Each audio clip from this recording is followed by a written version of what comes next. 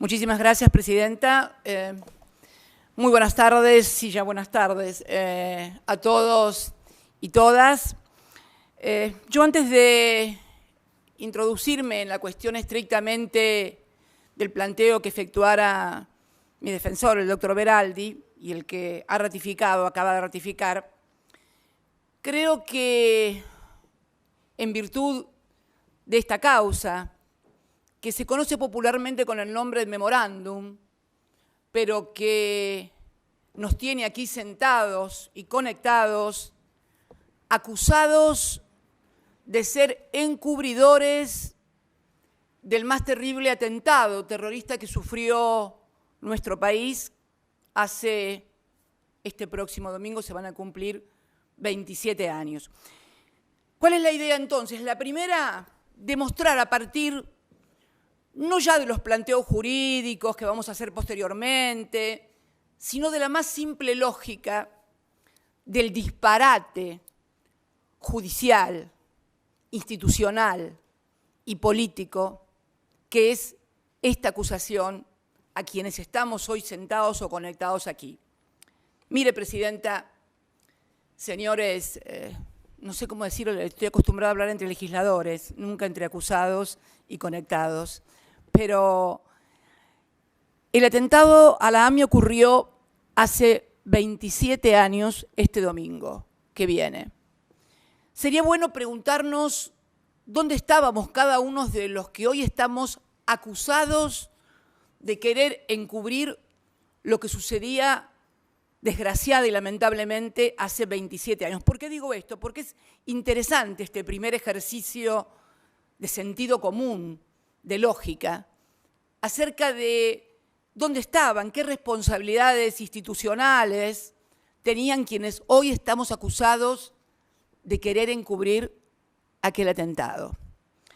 Y permítame, señora Presidenta, leer algunas de las cosas que, para no olvidarme de ninguno de los acusados o encartados, seguramente, pero, por ejemplo, Andrés Larroque, que es el que va a hablar después de mi intervención, cuando sucedió el atentado de la AMIA tenía 15 años. 17 años, 15 años tenía Mena, ¿ve? Por eso es bueno tener anotaciones. 17 años tenía el Cuervo Larroque, permítame identificarlo de esa manera, que es como que todos conocemos, el Cuervo, estaría terminando el 5º año del Colegio Nacional de Buenos Aires.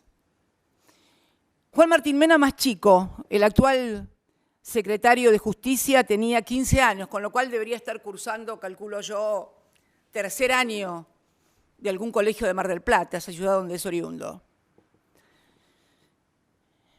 Parrilli, Oscar Parrilli, no sé, ahí por ahí tenía pelo, hasta tenía pelo hace 27 años, qué sé yo.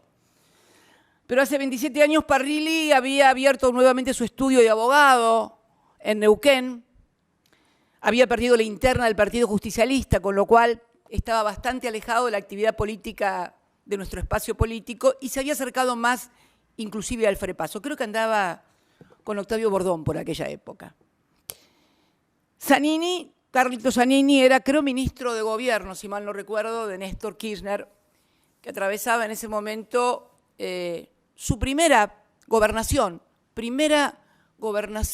de Néstor Kirchner, 91-95. Carlos creo que era el ministro de Gobierno. Angelina Bona, no sé por dónde andaría, pero me parece que en ese momento creo que era empleada de la empresa provincial de servicios públicos en Río Gallegos. Al Chango Suaín le comenté esto y me dice, no, yo recién entraba a la Cancillería como secretario de tercera. Timerman, no lo tengo presente para preguntarle dónde estaba, pero encontré una vieja nota del diario Clarín del 26 de septiembre del 98. El título era Medios, : Román Lechman, 3 puntos, que era una revista de aquella época, tiene nuevo director. Brevemente le leo un trocito de la nota. La revista 3 puntos estrena cambios. Su director, hasta el día de ayer, Héctor Timerman, decidió retirarse y nombrar al frente al periodista Román Lehmann, que desde hace 2 meses se desempeñaba como su asesor. Timerman, sin embargo, seguirá presidiendo la sociedad anónima que publica la revista, porque sigue diciendo que se quería dedicar a la radio y continuará publicando las cartas de su padre, Jacobo Timerman. Yo ni lo conocía, la única mención que podía hacerme alguien de Timerman allá por el 94, cuando estalló la AMIA, era la de su padre. Yo había conocido a su padre y no lo había tampoco conocido personalmente, sino simplemente como director de aquel memorable diario que fue La Opinión, que marcó toda una época en el periodismo argentino. ¿Y dónde estaba yo? Yo estaba sentada en una banca en la provincia de Santa Cruz, era legisladora provincial. Como usted verá, no teníamos ningún contacto. O sea, ¿por qué es importante esto? Porque dicen los que investigan los crímenes, los que investigan ilícitos, que los encubridores normalmente son los que tienen intereses o conexiones con los autores materiales o con los autores ideológicos, o que tal vez teniendo responsabilidades institucionales en materia de seguridad, de inteligencia, en ese momento tratan después de borrar la responsabilidad que tuvieron o que no ejercieron para prevenir semejante atentado. Esto solo debería conducirnos a comprender la magnitud de lo que sucedió con esta causa, con la que recién tomo contacto, fíjese, señora presidenta, en el año 96. ¿Y por qué? Porque en el año 95 la provincia de Santa Cruz me designa como senadora de la misma, en representación en el Senado de la Nación, y cuando ingreso como senadora, juro como senadora un 10 de diciembre de 1995, al año siguiente, en el 96, se designa una comisión bicameral, se aprueba por ley, una comisión bicameral de seguimiento a la investigación de los atentados de la Embajada de Israel y de AMIA. Había mucha disconformidad con todo lo que estaba pasando, no se sabía quiénes eran los responsables.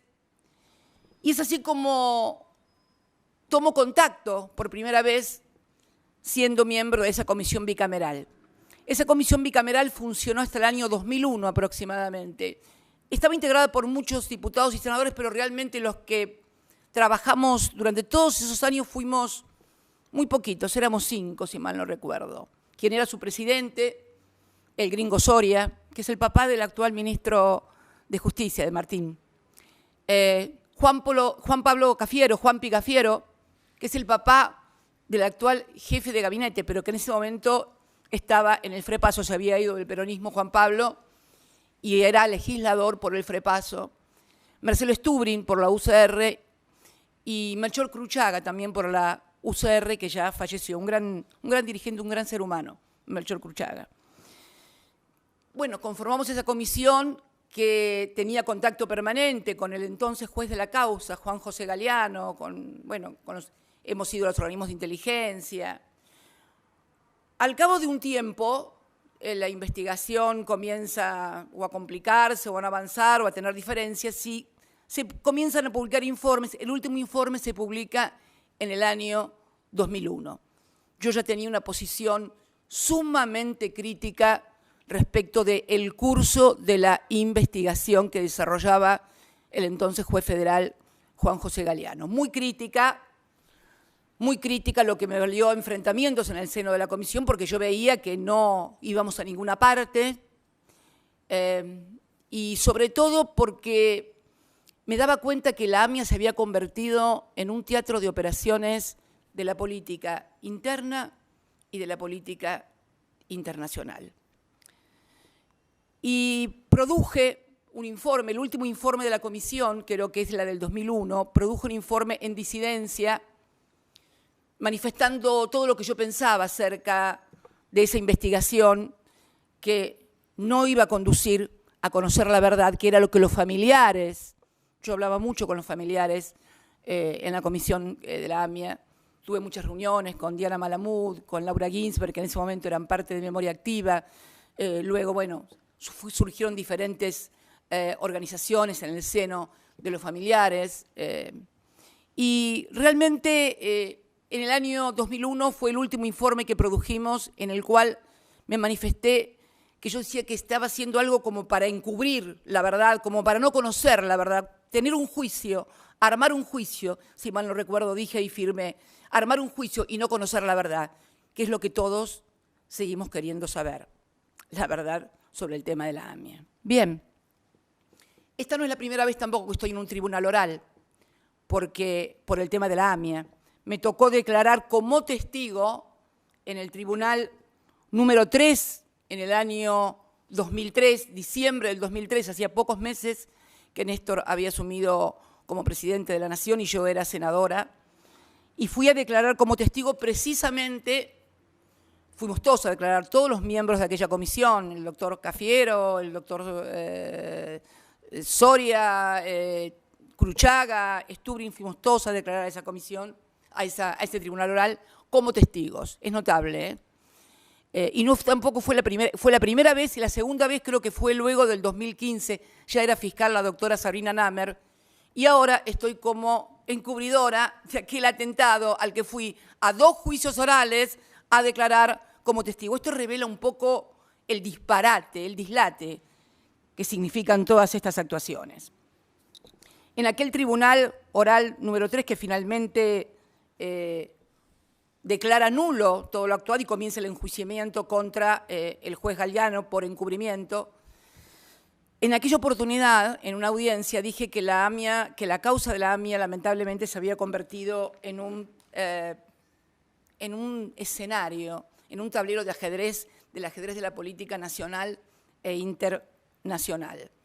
Y realmente allí se decretó la nulidad porque se comprobó que se habían pagado $400.000 a el testigo, el imputado Tejeldín, para que imputara a policías de la provincia de Buenos Aires. En aquel momento, cuando se produjo esa imputación, cuando fueron presos los policías, se disputaba en la República Argentina el tema de la presidencia en nombre del Partido Justicialista.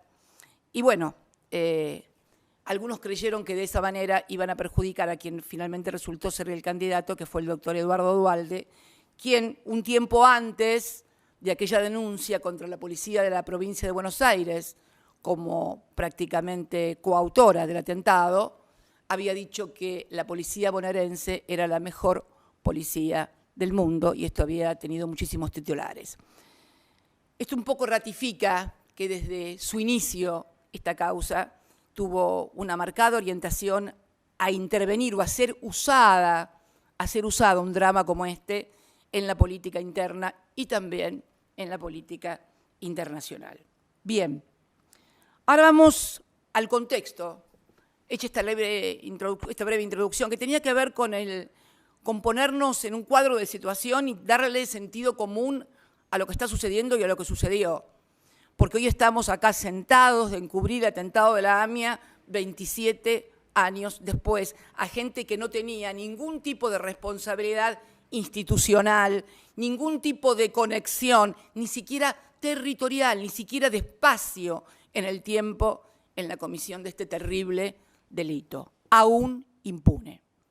Y no me queda ninguna duda que uno de los problemas de la impunidad fue precisamente este manejo político que se le dio a la causa. Bien, ahora entrando en el contexto en el cual se plantea y se hace este planteo de nulidad, es importante entender el contexto en el cual se producen los hechos que son los que fundamentan este pedido de nulidad que formuláramos oportunamente. Bien, el 10 de diciembre del 2015 asume un nuevo gobierno en la República Argentina, el del presidente Mauricio Macri, y desde los primeros días de su gestión comienzan a producirse hechos institucionales de gravedad inusitada que tienen una clara orientación a tomar el control por parte del Ejecutivo del Poder Judicial para usarlo como instrumento de persecución a sus opositores políticos. A los 4 días, el 14 de diciembre, el Poder Ejecutivo dicta el decreto número 83, por el cual nombra por decreto a 2 miembros de la Corte. Sí, se intenta nombrar por decreto a 2 miembros de la Corte. Y una de las personas que interviene en esta operación es el doctor Rodríguez Simón, más conocido popularmente como Pepín, y que se encuentra hoy prófugo en la República Oriental del Uruguay. Esto fue el que lo asesoró a Macri para hacer esto, está reconocido por el propio expresidente Macri, fue precisamente este asesor presidencial, el doctor Rodríguez Simón, hoy prófugo, que además integra, como lo vamos a desarrollar más adelante, lo que se conoció y que hoy es motivo de causa judicial como la mesa judicial del macrismo. El segundo hecho puntual fue el ataque formidable que recibió la entonces procuradora fiscal, la doctora Alejandra Gils Carbó, que había sido elegida por este Senado, yo estoy sentada en este momento en el Senado, por amplias mayorías superiores a los 2/3 que marca la ley vigente. Esta persona, que tuvo una conducta intachable, fue perseguida públicamente, denostada, con prácticas cuasi mafiosas o mafiosas directamente, amenazando a sus hijas, publicándose los teléfonos de las hijas para que la gente las agraviara, las insultara, las persiguiera y las hostigara. Esto pasaba ante la complacencia de la mayoría de los medios hegemónicos, en las cuales el presidente y varios funcionarios y dirigentes atacaban a una funcionaria de la Constitución que había sido elegida como Dios y la Constitución lo mandan. No paró allí, hasta que consiguieron, por supuesto, su renuncia. Hay también hoy una causa penal. El doctor Alberto Fernández, actual presidente de todos los argentinos y de todas las argentinas, ha reconocido que, y ha dicho que fue a ver al doctor Ercolini por qué perjudicaban y por qué perseguían a la doctora Gil Carbó, y el doctor Ercolini le dijo que no tenía más remedio que hacerlo. El tercero fue la designación en 2 organismos del Poder Ejecutivo, como es la Oficina Anticorrupción y la UIF. La Oficina Anticorrupción, que fue una creación, si mal no recuerdo, del gobierno del doctor de la Rúa, exigía, para ser su titular, el título de abogado o abogada. Modificaron por decreto de necesidad y urgencia la ley para que una exdiputada de Cambiemos, la diputada Laura Alonso, que no tiene título que acredite que podía ser, no es abogada, para que lo pudiera ocupar una persona que no fuera abogada. La pusieron así, modificando una ley. En la UIF, que es la Unidad de Investigación Financiera, se puso como titular, atención con esto, al doctor Mariano Federici. Mariano Federici era ex asesor del Fondo Monetario Internacional. ¿Le suena, no?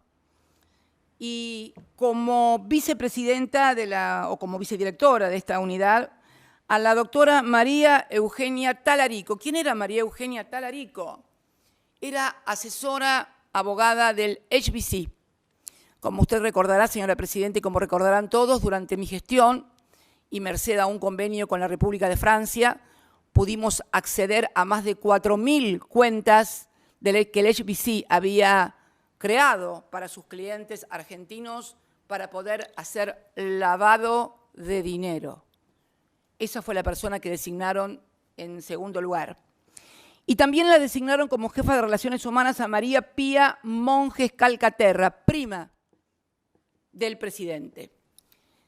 Estas 2 instituciones, la Oficina Anticorrupción y la Unidad de Investigación Financiera, inmediatamente se convirtieron en querellantes de todas las causas en las cuales había un acusado acá para actuar, no para averiguar la verdad, sino para perseguir de una forma totalmente anómala e impropia, de la que se ha dado cuenta en numerosos expedientes. También en la FIP se dispuso un un conjunto de personas para poder investigar y perseguir. Hay expediente judicial que también tramita en Comodoro Pi por denuncia efectuada por la actual administradora, por la actual directora de la FIP, la licenciada Mercedes Marcó del Pont. Se descubrió que había células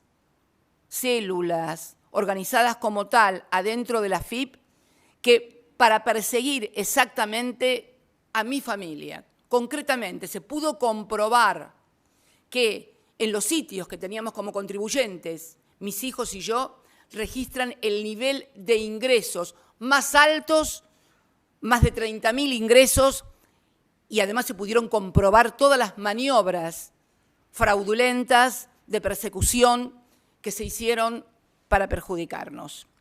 En el BCRA también, a cargo de Sturzenegger, en una reunión del Banco Central, del directorio del Banco Central, se puso una foto de mi hija y se le preguntó a los que estaban en esa reunión, entre los cuales estaba uno de los directores, que finalmente lo denuncia, qué ideas tenían para esa persona. Esa persona era mi hija, y entonces se pedían ideas para acusar y para perseguir.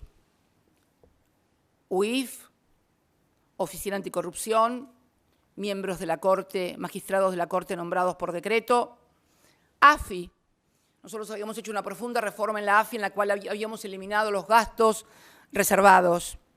Allí nombran a un amigo del alma del anterior presidente, a Rivas y Magdalani, y ahí comienza también la persecución de la cual hoy hay varias causas en distintos juzgados, en Lomas de Zamora y acá en Comodoro Pi, acerca de espionajes, no solamente a los opositores, no solamente a mí en el Instituto Patria o en mi casa, sino también a algunos funcionarios y aliados y amigos del propio expresidente.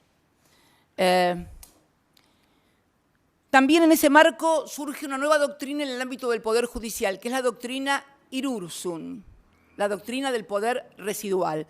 Ya la prisión preventiva no es para aquellos que tienen posibilidades de escaparse, hay temor fehaciente y genuino de que esa persona rehúya el accionar de la justicia y se escape o pueda. No, se genera una doctrina del poder residual. Todo aquel que fue funcionario del anterior gobierno, obviamente, tiene un poder residual que lo convierte en alguien peligroso que puede incomodar una investigación. Por lo tanto, hay que investigarlo, pero preso. Hay que investigarlo, pero preso. Esto de la presunción de inocencia salta por los aires, vuela, estalla en 1000 pedazos en la República Argentina a partir de la instalación de la doctrina Irurzun. En el Consejo de la Magistratura también hay movimientos en este sentido. Se apropian de una silla del Consejo de la Magistratura que correspondía a la oposición y la ocupa el diputado Tonelli en nombre del oficialismo cuando le correspondía a la oposición. En aquella famosa sesión en la cual se produce esto, inclusive el presidente felicita al entonces representante del Poder Ejecutivo, Juan Bautista Maíquez, hoy fiscal general acá en Cava, en la Ciudad de Buenos Aires, en el gobierno de la Ciudad de Buenos Aires, lo felicita por la maniobra de poder haber desplazado del lugar que le correspondía a la oposición y haberse apoderado de un sillón del Consejo de la Magistratura. También participan en los traslados de Bruglia y Bertuzzi, que ya creo que de tal no requiere mayores explicaciones. Hoy está haciéndose el concurso para que sean reemplazados ambos funcionarios. Se ponen a dedo jueces, violentando todas las garantías constitucionales del juez natural, jueces que luego convalidan todas y cada una de las tropelías que determinados jueces, no todos, determinados jueces hacen en la primera instancia de Comodoro Pi. Es más, en esta causa, antes de este tribunal, señora presidenta, que usted hoy preside, se intentó poner un tribunal oral a dedo, el número 9. Ya no solamente no teníamos jueces naturales en primera instancia, no teníamos jueces naturales en segunda instancia de apelación, sino que además en el tribunal oral tampoco íbamos a tener jueces naturales, íbamos a tener jueces ad hoc. Esto, afortunadamente, fue abortado por la Corte en una acordada que fue la acordada 418 frente a lo que iba a constituir, sin dudas, uno de los mayores escándalos judiciales de los que se tenga memoria, como lo es también hoy este. Y la otra cuestión fue la mesa judicial. Se naturalizó en la República Argentina que existía una mesa judicial. ¿Y por qué digo que se naturalizó? Porque uno lo veía, lo miraba en los noticieros, lo leía en blanco y negro en las páginas de los diarios, en los portales. Se reunió la mesa judicial y de allí salían las decisiones y las órdenes para el Poder Judicial. Esta mesa judicial que estaba integrada y que también hay hoy una causa penal de la cual forma parte el prófugo Rodríguez Simón, que está en Uruguay, Macri, su jefe de gabinete Marcos Peña, Arribas, el titular de la AFI, Garabano, su ministro de Justicia, Rodríguez Simón, Torello, que era el jefe de asesores, si mal no recuerdo, de Presidencia, y Crucelas, que era el secretario legal y técnico. Todos ellos eran los que decidían a quién había que meter preso, a quién había que armar una causa, a quién había que intimidar. Esto sucedió en la República Argentina y de esto dio cuenta además en un informe lapidario el doctor García Sayán, que es el relator especial de Naciones Unidas ante denuncias que se le efectuaron en ese ámbito. El doctor García Sayán hace un informe como relator en materia de independencia de abogados y magistrados de Naciones Unidas, lapidario respecto de cómo estaba funcionando el Poder Judicial en la República Argentina. Bien, en este contexto que acabo de describir, institucional, en el cual se prepara al Estado para que en lugar de perseguir el bien común, la verdad, la justicia, el bienestar, sirva como un instrumento de persecución para un determinado sector de la política, que por supuesto era yo su cabeza. Así se dan las causas en las cuales se inician. Dólar futuro, que bueno, también tuvimos una audiencia en la cual... porque además, algo que son tantas las cosas que han hecho, que uno se va olvidando. Yo creo que la memoria debe tener algún sistema de autoprotección que tapa las cosas que han sido tan feas y tan malas para poder resistir y para poder seguir viviendo. De eso se trata, ¿no? En todas las causas mías de primera instancia, yo tengo jueces de atracción. Surgió una nueva figura. Así como hay fuero de atracción en materia de sucesiones, así como hay fuero de atracción en materia de quiebras, bueno, Cristina Fernández de Kirchner inaugura una nueva figura jurídica en la República Argentina, jueces de atracción. Los únicos dos jueces que me tocaban en Comodoro Pi eran Ercolini y Bonadío. Podía sortearse lo que se sorteara, podía hacerse de la manera que se hiciera. Siempre eran esos dos jueces. Y además, los dos jueces que siempre intervenían, salvo en una causa, en todas las demás, en casación, eran Hornos y Borinsky. ¿Se entiende, no? En primera instancia, Ercolini y Bonadío. Si se escapaba algo en algún tribunal oral o cualquier cosa, estaban en casación. Hornos y Borinsky esperándome, bueno, para darme lo que según ellos debería ser mi merecido, ¿no? Esto es lo que sucedió en la República Argentina en las causas en las cuales yo estoy acusada. Dólar futuro. Intervino en plena campaña electoral una denuncia de dos dirigentes de la oposición, Pinedo, si mal no recuerdo, y Mario Negri, que hacen una denuncia diciendo de que el Banco Central estaba vendiéndole dólares baratos a los amigos, quienes nuestros, míos, de Kicillof, de Banoli. Bueno, cuando todo se dilucidó, resulta que los que se habían llevado los dólares no eran mis amigos ni mis funcionarios, sino los funcionarios de Macri y los amigos de Macri. Finalmente la causa, como no podía ser de otro modo, se declaró que no había causa, porque además hicieron pericias, no había habido perjuicio, el Banco Central había ganado en su balance, etcétera, etcétera. La segunda causa, vialidad, en la cual Ercolini, Borinsky y Hornos arriba, Ercolini ya se había excusado en esas mismas obras, con esos mismos denunciantes, se había declarado incompetente en el año 2008, 2009, 2010, no recuerdo exactamente, y había remitido las causas a Santa Cruz, donde fueron juzgadas y donde hay cosa juzgada. Sin embargo, el juicio de vialidad sigue adelante. ¿Quiénes están arriba esperando? Borinsky y Hornos. Tercer juicio, Otesur, los sauces. Bueno, esto ya es, hacen causas mellizas. La exdiputada Stolbizer hace una denuncia en los sauces ante la manifiesta manipulación que el juez Bonadío, que sale sorteado Bonadío, hace de esa causa, se la sacan. ¿A dónde va? Acertó, Ercolini. Y luego se hace otra denuncia más, melliza, ya no por Otesur, sino los sauces, va Bonadío. Finalmente todo termina en Bonadío. Y arriba, Hornos y Borinsky.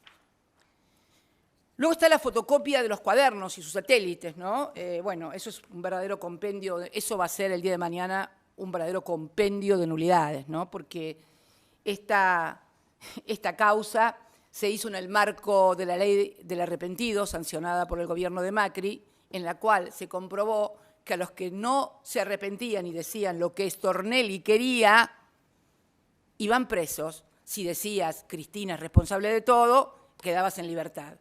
Lo más maravilloso es que el fiscal Stornelli, procesado porque se ha comprobado lo que ha hecho como fiscal, no porque un fiscal puede cometer un delito, pero no con motivo de su desempeño como fiscal. Puede, no sé, haber atropellado a alguien con un auto, haberse peleado con alguien. No. Todas las causas están vinculadas a su ejercicio en el Ministerio Público Fiscal. Sigue siendo fiscal en la República Argentina. Bien, bueno, allí fui con Bonadío también, 8 indagatorias en un día.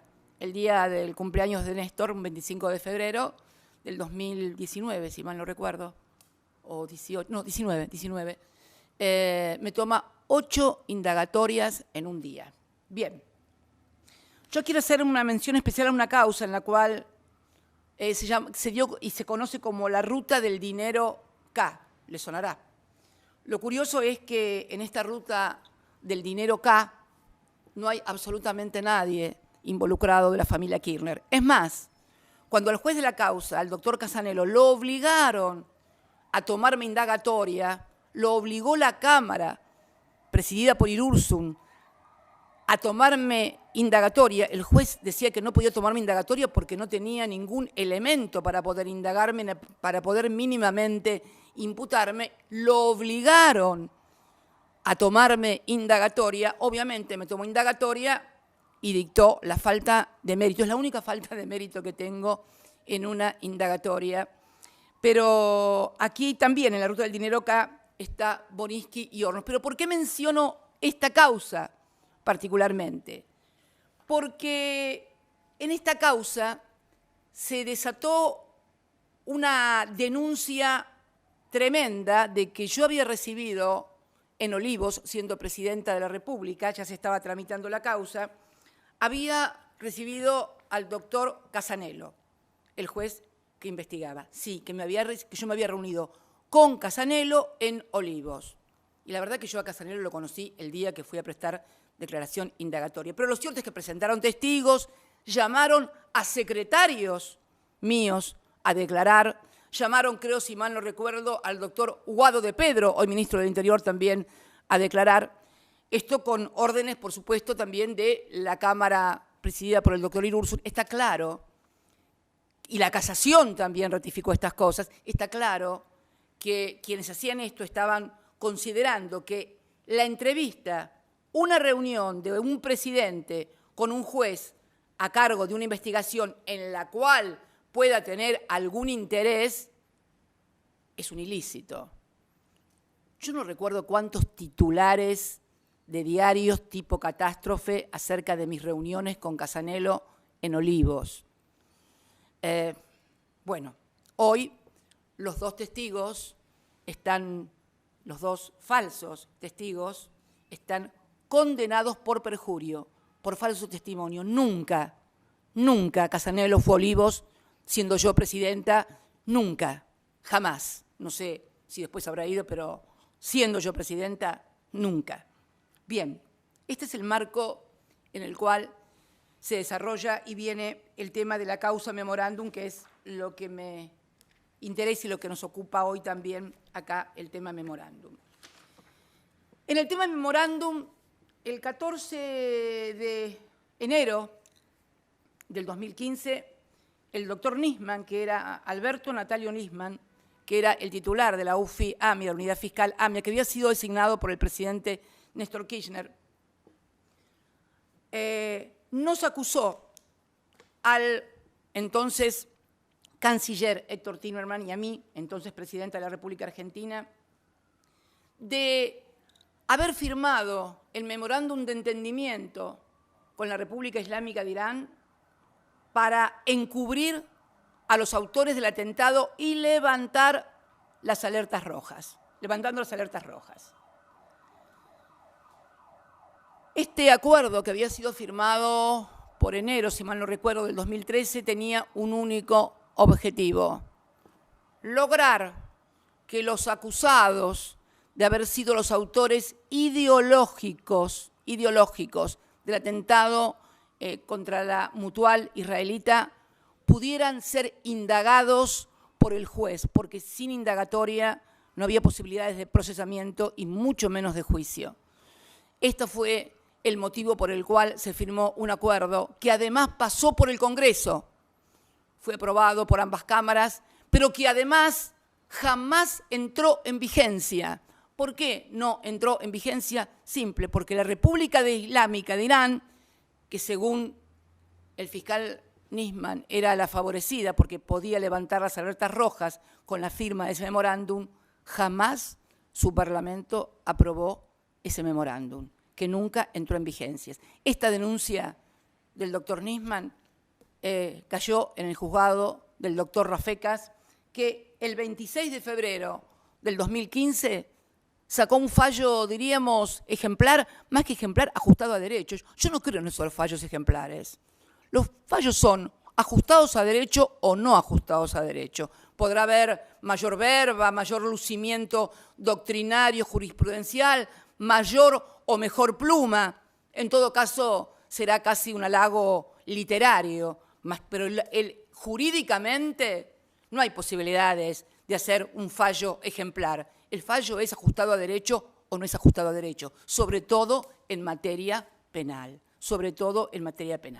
Bien, este fallo fue, desestimando la denuncia por inexistencia de delito, fue confirmado por la Cámara. Esto sucedía en el año 2015.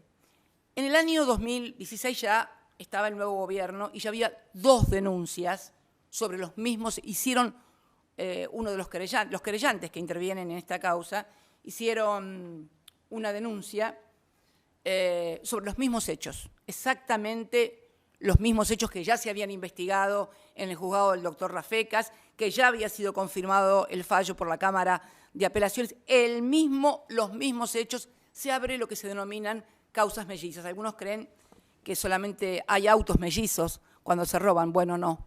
En nuestro país hay causas judiciales mellizas. Cuando no te gusta el resultado, como salió de un juicio, y podés armar otro para ver si podés lograr lo que no lograste en el otro juicio.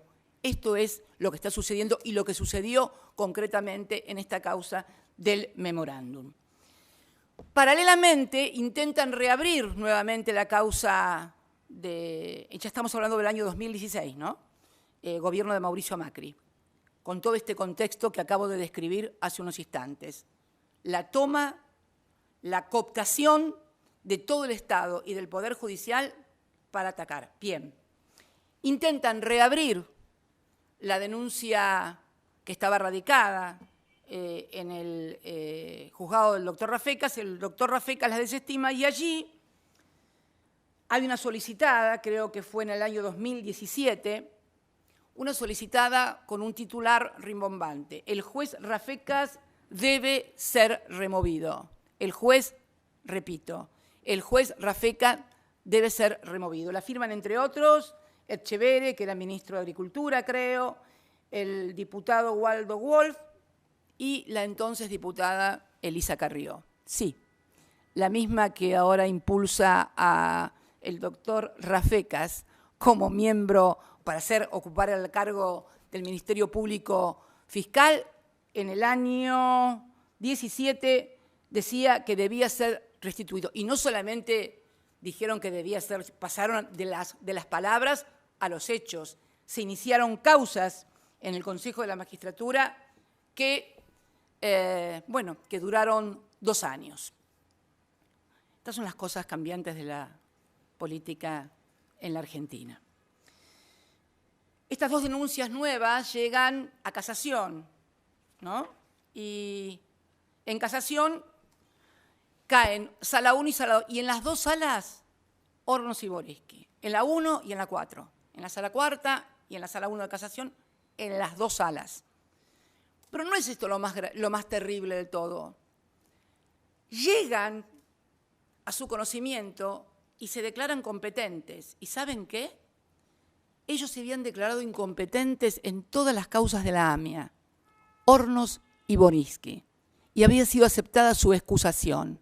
Se habían excusado ellos en todas las causas porque habían tenido participación como fiscal o habían tenido algún grado de participación en todos los casos, que son los expedientes que acaba de mencionar la señora secretaria, que se acaban de adjuntar como prueba al presente juicio. En todos esos expedientes, ustedes van a ver que ellos, por decoro, delicadeza, y no sé qué otra palabra utiliza la fórmula esta de la excusación de los jueces, por decoro, delicadeza y no sé qué cosa, se han excusado siempre con la AMIA. Y acá no podían excusarse, acá estaba Cristina. Y si estaba Cristina, bueno, no había excusación posible. Había que ir sobre ella y contra ella. Esto es lo que pasó. Y en un escándalo sin precedentes, en las 2 denuncias que se habían hecho, en una rechazan la excepción, en el sentido que ya se había juzgado, y en el otro abren la causa de Rafecas. El 29 de noviembre del año 16, en un fallo absolutamente escandaloso, resucitan, creo que es bíblico casi, resucitaron una causa que estaba fenecida, que estaba acabada, la resucitaron. La resucitaron y al otro día, porque esto es lo que llama más la atención, yo creo que es la sensación de impunidad lo que produce estas cosas. Al otro día, que es el 30 de noviembre, el presidente Macri, en una radio de Mendoza, les recomiendo, por favor, si pueden encontrar el audio, escúchenlo, vale la pena, felicita con nombre y apellido a Hornos y Boriski por el fallo donde resucitaron la causa contra Cristina Fernández de Kirchner.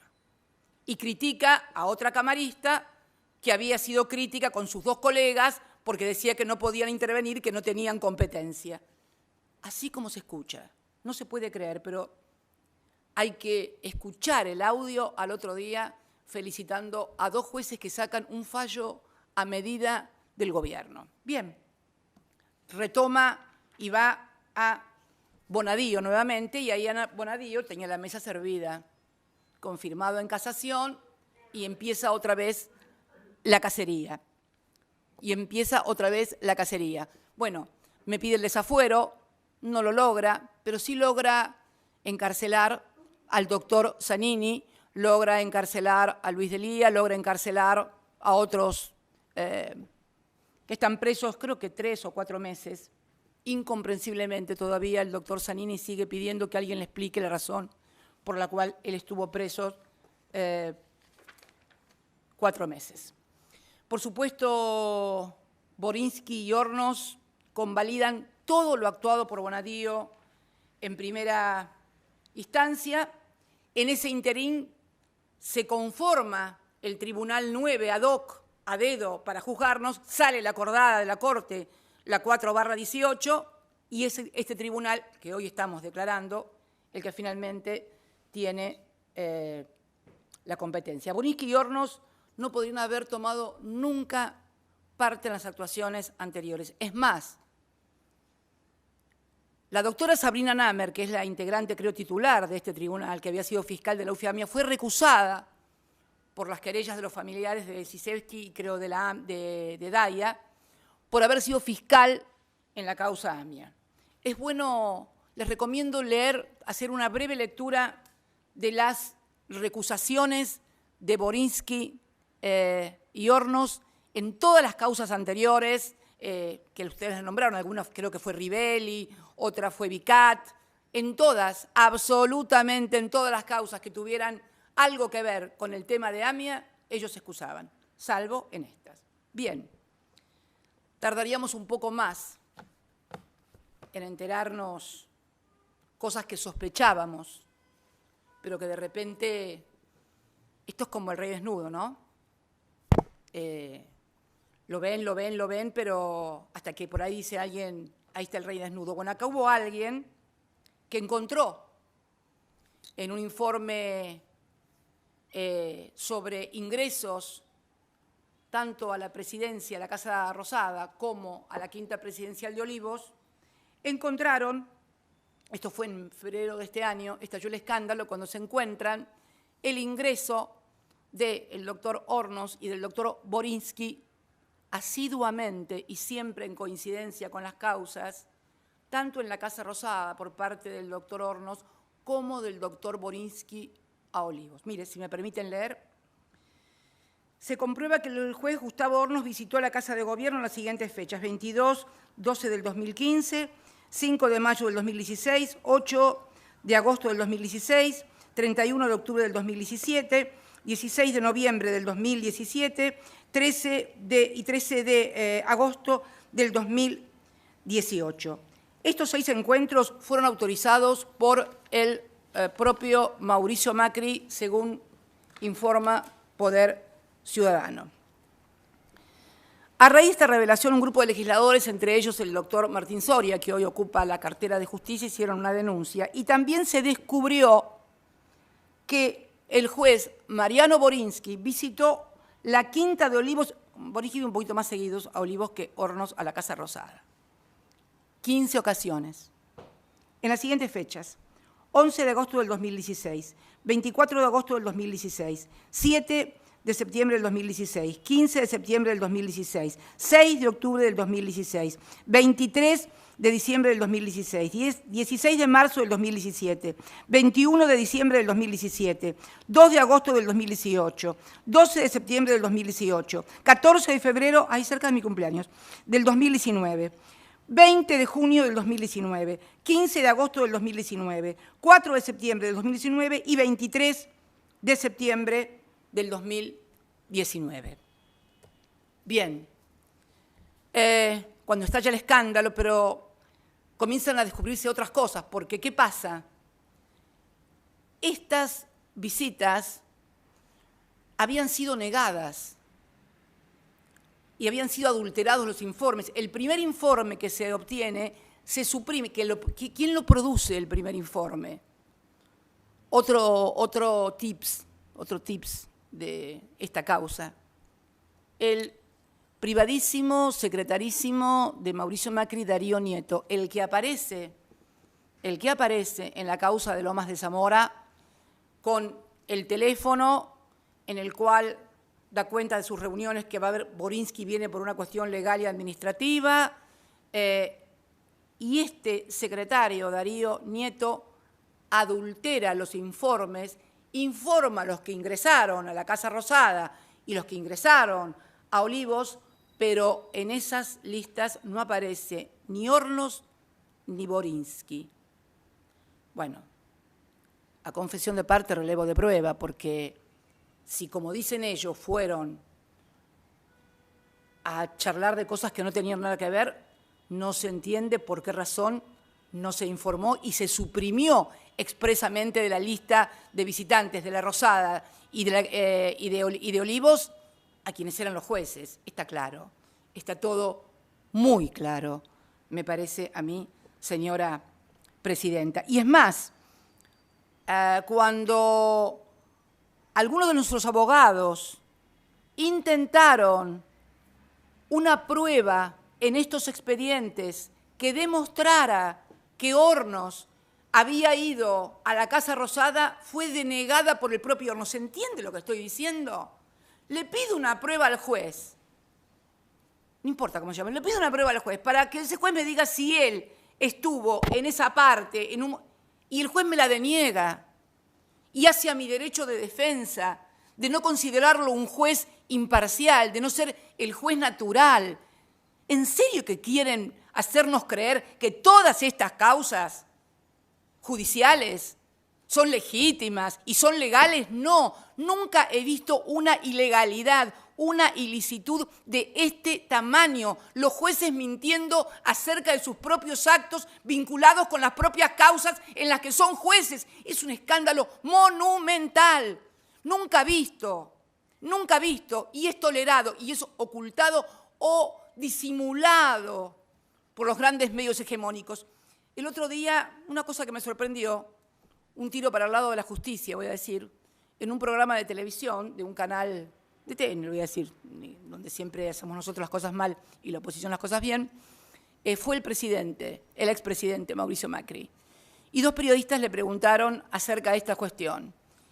Y dice, bueno, no, pero Borinsky, no sé, pero ¿y usted qué diría si se entera que el juez de la quiebra del Correo va a jugar al tenis con Alberto Fernández? Bueno, creo que todos deben haber visto ese video que circuló en todas las redes y que marca la cara de esperpento, ¿no?, frente a lo que es una obviedad. Esto pasó en la República Argentina durante los 4 años del gobierno de Mauricio Macri y de Juntos por el Cambio. Si hacían estas cosas mientras hablaban de la independencia del Poder Judicial.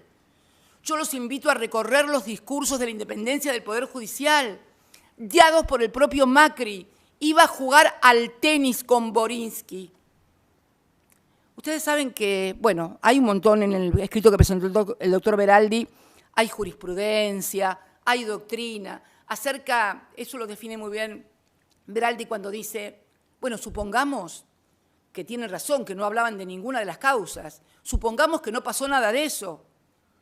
Igualmente es nulo porque hay temor fundado de que no hay imparcialidad al juzgar la conducta de los encartados. Mire, de todas las cosas que escribió Veraldi, que es un excelente penalista, de la doctrina, de la jurisprudencia, yo elegí algo de parece que es un penalista muy famoso, el profesor Klaus Roxin.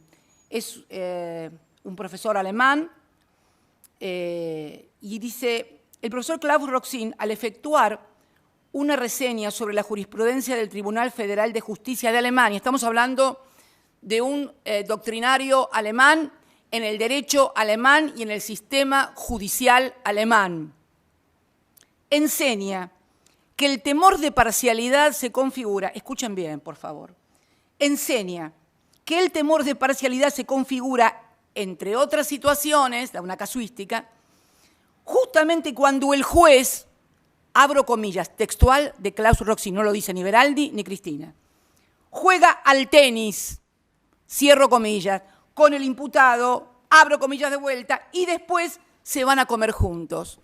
¿Se entiende? Acá habla del imputado porque es el que está interesado en la causa. Acá jugaba al tenis y después se iba a comer con Mauricio Macri. ¿Alguien piensa que ese juez puede ser un juez imparcial contra Cristina Fernández de Kirchner? ¿En serio que piensan que puede ser imparcial? Podríamos seguir, señora presidenta, perdón. Pero la verdad que hubo una nota también publicada en el Cohete a la Luna, en un portal del Cohete a la Luna, donde también habla porque parece ser que este señor Borinsky, este doctor Borinsky, es concuñado del doctor Rubinska, a quien tampoco conozco. Y el doctor Rubinska está casado con la hermana de la señora del doctor Borinsky, y este señor Rubinska, este abogado Rubinska, es también defensor de uno de los policías o de los agentes de inteligencia que están encartados en todo este tema de las causas de inteligencia, de espionaje que se hizo. Y normalmente Borinsky se excusaba, también por cuestiones de decoro y de delicadeza, en todos los expedientes en los cuales intervenía su concuñado, Rubinska. ¿Adivinen en cuál no se excusó? En la del espionaje de Lomas de Zamora, donde está defendiendo el doctor Rubinska a otro de los acusados de hacer espionaje ilegal. Apareció una nota muy interesante también en el Cohete a la Luna, en el portal del Cohete a la Luna, donde miembros de la comisión directiva de la antigua AMIA relatan cómo el doctor Bonis, que voy a leer porque quiero hacerlo textual, dicha publicación señala lo siguiente: el camarista Mariano Borinsky asesoró a la DAIA. La DAIA es una de las querellantes de esta causa, la que hoy no se encuentra presente. Una lástima. Siempre hay que escuchar a todos. Aunque uno no esté de acuerdo, hay que escuchar a todos. Yo, cuando me siento, escucho a todos. Lo que me gustan, lo que no me gustan, lo que estoy de acuerdo, lo que no estoy de acuerdo. Bien. Textual. El camarista Mariano Borinsky asesoró a la DAIA sobre el modo de conseguir la reapertura de la causa iniciada contra la expresidenta CFK por el fiscal general Natalio Alberto Nisman, que él mismo decidió junto con Gustavo Hornos como jueces de la Sala 1 de la Cámara Federal de Casación Penal, por lo que el habla popular llama juez y parte. Sus contactos fueron el secretario general y abogado de la DAIA, Santiago Kaplun, y su protesorero, Daniel Belinki. Así lo narraron al Cohete varios miembros de la comisión directiva que actuó en el periodo 2015-2018. Además, Kaplun es socio de quién, de Rubinska, casado con, no importa, no tengo por qué decir el apellido de la señora, ni tampoco, no tienen absolutamente nada que ver, no tengo por qué nombrarlas. Bien.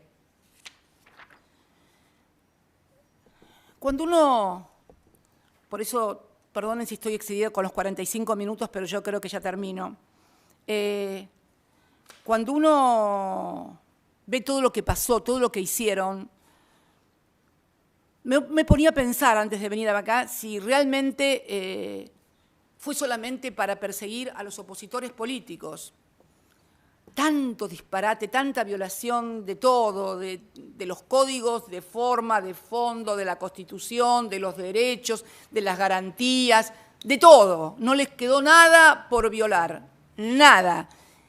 Todo únicamente para perseguir a los opositores. Todo esto solamente estigmatizar a los opositores, que es únicamente para hacerle a los opositores que no ganen las elecciones. No, no. Yo creo que también hubo otras cosas. Y lo veo, al cabo, uno mira con perspectiva y con retrospectiva también, ¿no? Y la verdad es que en aquellos años en que me tocó ser presidenta, sobre todo 2014 y 2015,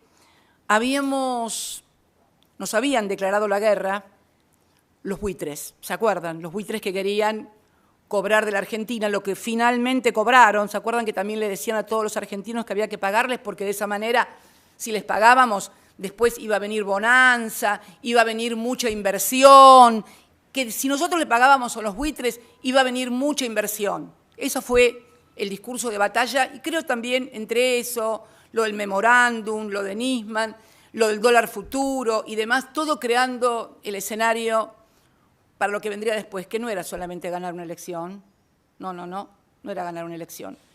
En aquel año 14 y en el 15, nosotros habíamos obtenido un triunfo resonante diplomático en Naciones Unidas con una labor impresionante de quien era nuestro canciller, de Héctor Timerman, que había logrado sacar por primera vez en la historia una legislación global de la ONU donde se establecía cómo se debía negociar la deuda soberana de los países. Gracias a aquello, ahora se requiere el 66%, y si el 66% de los que quieren reestructurar la deuda están de acuerdo, todos están obligados a aceptar esto, que fue lo que se aprovechó en esta última reestructuración que se hizo, lo que nosotros habíamos logrado con Héctor, con Axel, allá por el 2015. Pero mientras hacíamos esas cosas, los fondos buitres hacían campaña en todo el planeta. ¿Con qué hacían campaña en todo el planeta en los diarios? Con el memorándum de entendimiento con la República Islámica de Irán y con la AMIA. Esto, no sé si lo ven, esto era lo que se publicaba en los principales diarios europeos. Soy yo, con el entonces presidente de Irán, Ahmadinejad, como que teníamos un pacto con el diablo. Estas solicitadas las pagaba la Task Force Argentina, que era el grupo de choque de los fondos buitres para lograr doblarnos la mano. Me quisieron doblar la mano durante años para que les pagara cualquier cosa y me negué a pagarles cualquier cosa. Bueno, la historia ya la conocen, pero era esto, ¿no? Quiero que lo fijen muy bien, era esto. Entonces digo, no, claro, estoy memorándum por Irán no es solamente una persecución a los acreedores, tiene que ver con esto, con que le paguemos lo que querían a los fondos buitres, porque después que le pagábamos a los fondos buitres, todos decían que iba a venir la bonanza para la Argentina porque iba a venir muchos capitales de inversión. Pagábamos eso y venían, y pagaron, lograron el acuerdo, lograron sacar el candado que habíamos puesto para que no se pagara en forma distinta a lo que habíamos pagado a todos los que de buena fe habían aceptado la reestructuración de la Argentina en el año 2005 y en el año 2010, o sea, acreedores de buena fe que aceptaron lo que había pagado Argentina, seguíamos pagando toda la deuda que no era nuestra, fue toda la deuda defaulteada que recibimos en el año 2004, que recibió Néstor. Entonces, seguíamos pagando y era muy injusto que nosotros le pagáramos a un puñado que representaba solo el 7% de los acreedores, le pagáramos lo que ellos querían, que era una cosa que no podía ser. Y había una cláusula, además, que nos obligaba que si nosotros le pagábamos a ese 7% o a un 1% o a uno solo más de lo que le habíamos pagado al 92%, obviamente se nos podía caer el acuerdo, que era la famosa cláusula pari passu, si mal no me acuerdo, era la pari passu, la famosa pari passu. Bien, no lo hice.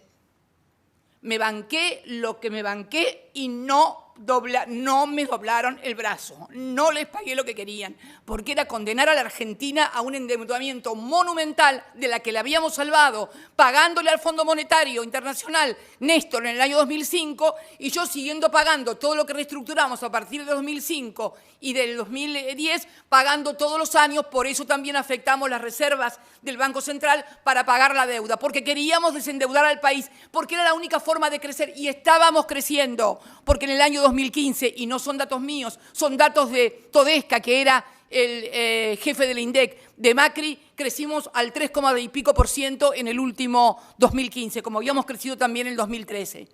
Entonces, primero terminar con el mito esto de que hace 10 años que nadie crece, no, mentiras. Pero ¿qué pasó entonces? ¿Qué pasó entonces después de que le pagaron a los fondos buitres que hacían esto con el memorándum de Irán? ¿Qué pasó? Pasó esto. Esta es la deuda argentina. Esto es, no sé si se alcanza a ver. Esto es cuando Néstor recibió el gobierno. En el año 2004 debíamos el 116% del Producto Bruto Interno. La Argentina debía un producto y cuarto más de lo que producía. Este es el 2015, cuando termina nuestro gobierno, el 10 de diciembre del 2015, 37,4 solamente del PBI. Y ojo, que en este 37,4 está todo, pero teníamos en deuda, en moneda dura, únicamente un 13%. Un 13% nada más de 37,4. Fíjense ustedes cómo fuimos de ese 100, cómo lo redujimos. De ese 120 fuimos bajando y llegamos en el último tramo de mi gobierno al 37,4. Miren lo que pasó en apenas 4 años. Del 37,4 a fines del 2019, el 72,6 del Producto Bruto. Casi duplicaron. Mire cómo habíamos logrado, mire cómo estaríamos los argentinos si hubiéramos tenido dirigentes que se aguantaran lo que hay que aguantar para no... ¿Pero por qué no lo hicieron? No lo hicieron porque después no vinieron fondos para invertir en producción, en generar trabajo, en generar bienestar, alegría y felicidad a los argentinos. Vinieron a la timba financiera, Entonces, este memorándum, lo de vialidad, lo de dólar futuro, todo está armado para denostarnos a nosotros y que el pueblo argentino pueda entregarse débilmente a lo que siempre hicieron desde afuera, dominarnos a través de la deuda. Esto es lo que pasó en la República Argentina. Esto es lo que pasa con el memorándum de Irán. No hay otra cosa. Todo eso que dicen es increíble. Me duele tanto. ¿Saben por qué me duele tanto? Porque yo tengo 68 años. Ya fui presidenta 2 veces.